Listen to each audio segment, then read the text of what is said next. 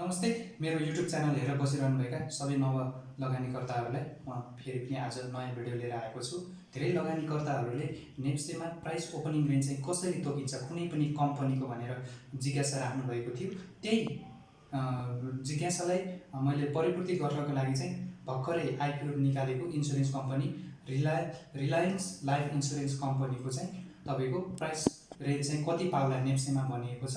त्यही price range कसरी तोकिन्छ र त्यो कम्पनीमा कति सब्सक्राइब आयो त्यसैको अन्डरमा गएर मैले भिडियो बनाउन चाहेको छु। अन्त्यसम्म हेरिदिनु होला। जस्तो रिलायन्स लाइफको ओपनिङ प्राइस रेन्ज चाहिँ यो कम्पनीमा total share unit of general पब्लिकको लागि चाहिँ तपाईको 5 लाख 56 लाख 70,000 युनिट चाहिँ जेनरल पब्लिकको लागि चाहिँ यो कम्पनीले छुटाएको थियो। टोटल चाहिँ तपाईको 63 लाख किता हो। त्यसमा चाहिँ स्टाफ र मर्चेन्ट ब्याङ्कर अथवा म्युचुअल संस्थागत लगानीहरूको लागि चाहिँ छुटाएर बाँकी रहेको किता चाहिँ जेनरल पब्लिकको लागि चाहिँ 56 लाख 70,000 किता चाहिँ उसले पब्लिकलाई इस्युएन्स गरेको थियो। यो कम्पनीमा चाहिँ कति आवेदन आयो त? टोटल एप्लिकेन्ट चाहिँ तपाईको 6,06,331 एप्लिकेन्टबाट यो कम्पनीको 2,41,00,000 तपाईको 31,870 युनिट्स किता चाहिँ त्यो कम्पनीको मागिएको थियो। ओभर सब्सक्राइब बाई तपाईको 4.25 टाइम्स चाहिँ यो कम्पनीको चाहिँ ओभर सब्सक्राइब भएको छ।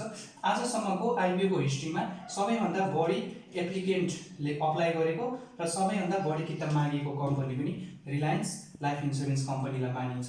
र यो कम्पनीमा चाहिँ कतिजनाले चाहिँ यो कम्पनीको सेयर पाए? तपाईको 5,67,000 जनाले चाहिँ 10 युनिट चाहिँ प्राप्त गर्न सफल भएका छन्, अलोटेड भएका छन्। त्यसैगरी 20,509 जनाले चाहिँ will not get any share, 20 जना चाहिँ यिनीहरू चाहिँ नट अलोटेड भएको छन्। त्यसैगरी रिलायन्स कम्पनीको 2076-77 को फोर्थ क्वार्टरको बेसमा चाहिँ यो कम्पनीको नेटवर्थ कति छ, त्यसैगरी यो कम्पनीको लो रेन्ज प्राइस कति हुन्छ र ओपनिङ प्राइस कति हुन्छ भनेर चाहिँ फोर्थ क्वार्टरको बेसमा रहेर चाहिँ एनालाइसिस गर्न खोजिएको छ। यो कम्पनीको नेटवर्थ हेर्ने हो भने 76-77 को फोर्थ क्वार्टरमा तपाईको रुपीज 110.83 रुपीज रहेको छ, पैसा रहेको छ।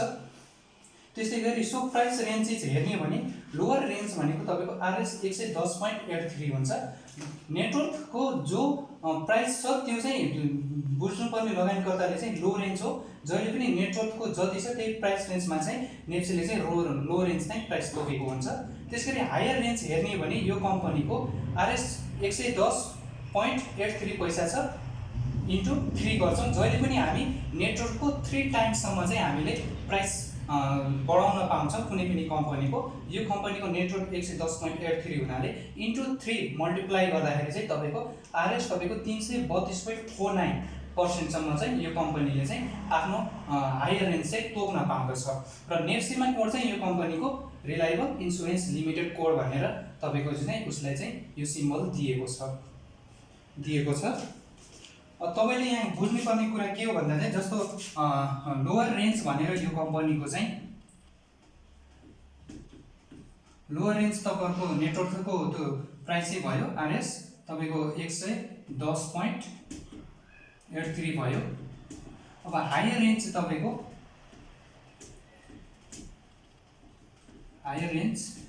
आरएस तपाईको 332.49 पैसा भयो। र यही प्राइसको बीचमा रहेर यो कम्पनीको चाहिँ नेप्सेमा चाहिँ ओपनिङ हुन्छ। र ओपनिङ हुँदाखेरि तपाईको कुनै आज फर्स्ट कारोबार हुनु छ भने त्यो कम्पनीको प्री ओपनिङ हुनु पर्दछ। पहिला 10:30 देखि तपाईको 10:45 सम्म चाहिँ तपाईको प्री ओपनिङ भनेर चाहिँ नेप्से खुलेको हुन्छ। त्यो टाइम पिरियड भित्र चाहिँ यो कम्पनीको चाहिँ त्यस दिन चाहिँ कारोबार हुनुपर्छ। यदि यो कम्पनीको यो टाइम पिरियड भित्र कारोबार भएन भने चाहिँ त्यो दिउँसभरि नै त्यो कम्पनीको चाहिँ कारोबार हुँदैन। र पछिल्लो अवस्थामा एउटा कम्पनीको पनि यस्तै प्री ओपनिङमा आइपिओ आएपछि तपाईको 3 डेज 4 डेजसम्म चाहिँ कारोबार प्री ओपनिङ नहुँदा चाहिँ त्यो कम्पनीको चाहिँ ओपनिङ रेन्ज कारोबार हुन सकेको थिएन नेप्सेमा। जस्तो अजोड इन्सुरेन्स कम्पनीको चाहिँ तपाईको प्री ओपनिङमा चाहिँ 3 to 4 डेजसम्म चाहिँ कारोबार नहुँदा चाहिँ ओपनिङ रेन्ज चाहिँ तपाईको कारोबार हुन सकेको थिएन। र यो कम्पनीको पनि त्यस्तो नहोस्, प्री ओपनिङको दिन जुन दिन चाहिँ यो कम्पनीको चाहिँ 10 किता जस्तै कारोबार हुनुपर्ने हुन्छ। र यसरी यो कम्पनीको अब कारोबार हुँदा जब नेप्सीमा लिस्टेड भएपछि चाहिँ लोवर रेन्ज तपाईँको 110.83 र हायर रेन्ज चाहिँ तपाईँको ₹332.49 सम्म चाहिँ यो कम्पनीको चाहिँ तपाईँको ओपनिङ रेन्ज पाउनेछ। पक्कै पनि यो कम्पनीको लोवर रेन्ज भन्दा पनि हायर रेन्ज प्राइसमा चाहिँ यो कम्पनीको ओपन हुनेछ र कारोबार हुँदा चाहिँ यही आधारलाई लिएर चाहिँ यो कम्पनीको चाहिँ कारोबार हुन्छ। र कुनै पनि कम्पनीको नेटवर्क तपाईँको निकाल्ने तरिका यही हो, हायर रेन्ज र लोवर रेन्ज निकाल्ने तरिका हो। जुन नेटवर्क छ त्यसलाई चाहिँ हामी लोवर रेन्ज मान्छौँ र नेटवर्कको हामी 3 टाइम्ससम्म चाहिँ मल्टिप्लाई गरेर चाहिँ हायर रेन्ज चाहिँ तोक्छौँ। यसरी नै कम्पनीको चाहिँ लोवर रेन्ज र तपाईँको हायर रेन्ज गरेर चाहिँ कारोबार निकालिन्छ। यो कम्पनीको फोर्थ क्वार्टर हेर्दाखेरि चाहिँ कम्पनीको रिपोर्ट राम्रै आएको छ र आगामी दिनमा यो लगानीकर्ताहरूले राम्रै प्रफिट हुने देखिन्छ।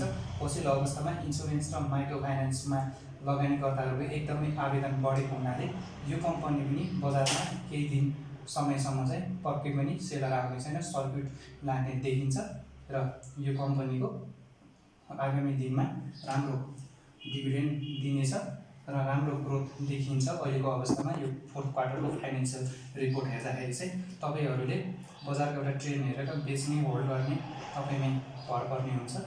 यति भन्दै मेरो भिडियो अन्त्यसम्म हेरिदिनु भयो, सबैलाई धन्यवाद दिन्छु। आगामी दिनमा मैले यस्तै बजारमा भएका इस्युहरू, त्यसै बजारमा आउँदै गरेका आइपिओ स्टेज कम्पनीहरूको बारेमा भिडियो पनि बनाउँदै जानेछु र यो मेरो च्यानललाई लाइक शेयर सब्सक्राइब गरी सहयोग गरिदिनु होला। बेल आइकन पनि थिचिदिनु होला, कुनै न्यू भिडियो आयो भने तपाईँकोमा नोटिफिकेसन आउनेछ। यति भन्दै बिदा हुन्छ। हस्त नमस्ते।